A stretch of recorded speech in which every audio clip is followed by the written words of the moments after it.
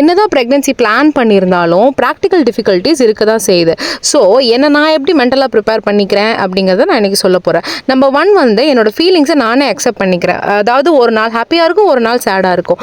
So எப்படி என் டே இருந்தாலும் நான் அதை ஹாப்பியாக அக்செப்ட் பண்ண பழகிக்கிறேன். And also the next thing is time. எனக்கான மீ டைம் வந்து கண்டிப்பாக நான் எடுத்துக்கிறேன். எவ்வளோ பிஸியாக இருந்தாலுமே எனக்கு ஒரு 1/2 hour 20 minutes எனக்காக தனியாக ஒரு மீ டைம் எடுத்துக்கிறேன். அதுக்கப்புறம் நெக்ஸ்ட் வந்துட்டு என்ன என்னோட பிரச்சனையாக இருந்தாலும் சரி, சந்தோஷமாக இருந்தாலும் சரி, ஓப்பனாக என் ஹஸ்பண்ட் கிட்ட பேசுறது. அப்படி பேசும்போது அது அவர்கிட்ட ஷேர் பண்ணும்போது எதுனாலும் கொஞ்சம் ரொம்ப சூதனிங்காக இருக்குது. So that also helps me. அதுக்கப்புறம் என்னோட ஓல்டர் டாட்டர் இருக்காங்களே, பெரிய பொண்ணு, அவங்கள வந்துட்டு ப்ரிப்பேர் பண்ணுறத பெரிய வேலை. இன்னொரு பாப்பா வரப்போகிறா, நீ தான் பார்த்துக்கணும், நீ தான் அவளுக்கு அம்மா மாதிரி அப்படின்னு சொல்லிட்டு கண்டிப்பாக அவளுக்காக தலைமையில் எல்லாமே நம்ம தூக்கி வைக்க போகிறதில்ல. பட் அவளை மென்டலாக ப்ரிப்பேர் பண்ணுறதுக்கு என்னெல்லாம் பண்ணணுமோ அதெல்லாம் பண்ணுறோம்.